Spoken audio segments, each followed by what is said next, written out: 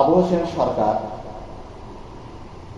আবু হোসেন সরকার নামে অবশ্যই আমরা পরিচিতি লাভ করেছি বাংলাদেশের এবং পূর্ব বাংলার।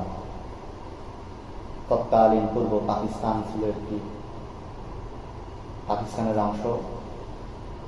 আবু হোসেন সরকার উনি জন্মগ্রহণ করেন 1894 সালে এবং মৃত্যু হয় 1969 সাল 27 এপ্রিল ঢাকা মেডিকেল কলেজে।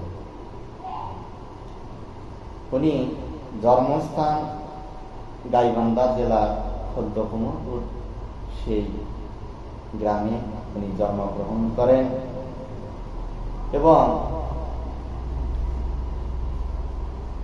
উনি অত্যন্ত একজন সাহসী রাজনীতিবিদ ছিলেন। উনি কংগ্রেসের একজন কর্মী হিসেবে আবু হোসেন সরকার জাতীয় আন্দোলনে অংশগ্রহণ করেন এবং অনেকবার তিনি কারাবরণ করেন এবং পরবর্তীতে উনি 1935 সালে সেই কৃষক প্রজা পার্টি অর্থাৎ একে ফজলুল হকের নেতৃত্বে কৃষক প্রজা পার্টিতে উনি যোগদান করেন এবং পরবর্তীতে 1937 সালে উনি বঙ্গীয় আইন সভায় সদস্য লাভ করেন এবং পরবর্তীতে 1953 সালে কৃষক শ্রমিক পার্টি গঠনের অনেক গুরুত্বপূর্ণ ভূমিকা রাখেন এবং 1954 সালে যখন বাংলায় অর্থাৎ এই পূর্ব পাকিস্তানের প্রাদেশিক পরিষদের অন্যতম সদস্য নির্বাচিত হন এবং সেই 1954 সালে যুক্তফ্রন্ট নির্বাচনে উনি অত্যন্ত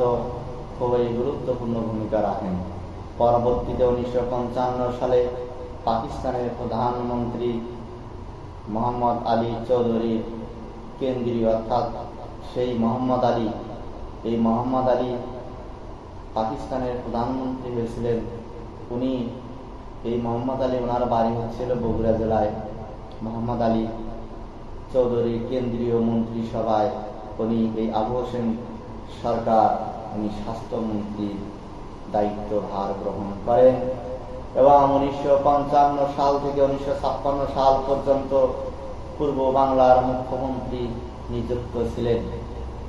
উনি প্রতিষ্ঠিত করেছিলেন অনেকগুলো প্রতিষ্ঠা আছে ওনার জীবনে। সেই 21 ফেব্রুয়ারিকে শহীদ দিবস হিসেবে উনি ঘোষণা করেছিলেন সর্বপ্রথম এবং সরকারি ছুটির দিন ঘোষণা করেন।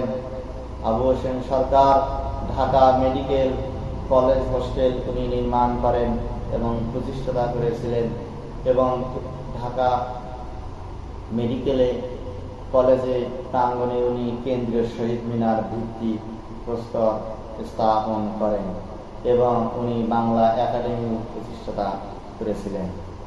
উনি একযোগে পদত্যাগ করেন। উনি 1956 সাল থেকে 1956 সালে 30 আগস্ট উনি পদত্যাগ করেন।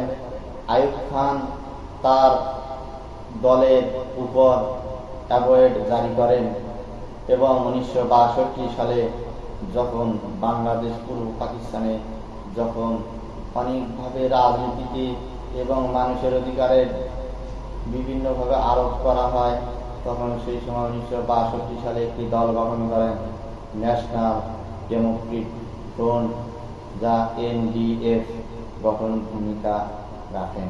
কি সুন্দর ছিল সেই আবু হোসেন সরকারের জীবনী।